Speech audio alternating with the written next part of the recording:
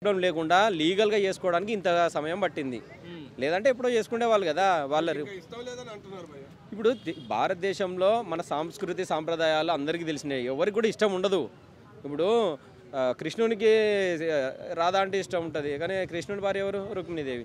So దేవతల నాలి మన సంస్కృతి సాంప్రదాయాలు ఎవరు కూడా ఏంటంటే ఇష్టం ఉన్నట్టుగా అది నడవది. కొంత కష్టమైనప్పటికీ కూడా ఏమంటారు కష్టంతో ఉండే కంటే ఇక సుఖంగా విడిపోవడమే మంచిది అనుకొని విడిపోయారు.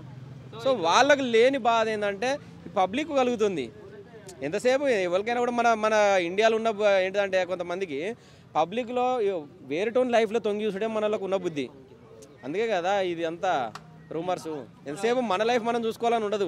వాన్ లైఫ్ ఎట్లుంది, వాన్ పిల్లం ఏం చేస్తుంది, వీని పిల్లం ఏం చేస్తుంది, వాడేం చేస్తున్నాడు అని, అదే కదా మన బుద్ధి. అందుకే ఇటు ఉంటున్నాం. ఇందులో నాగ చైతన్య గారు తప్పేం లేదని అనుకోవచ్చా మరి?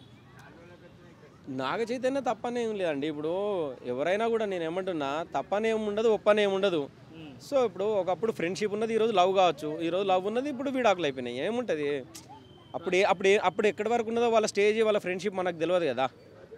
ఇప్పుడు నేను నా 10th క్లాస్లో ఒక అమ్మాయిని ఫ్రెండ్షిప్ చేసిన ఆ అమ్మాయితోటి ఇంటర్మీడియట్ కదా బాగా క్లోజ్ అయిన తర్వాత డిగ్రీలో లవ్ చేసుకున్నాం.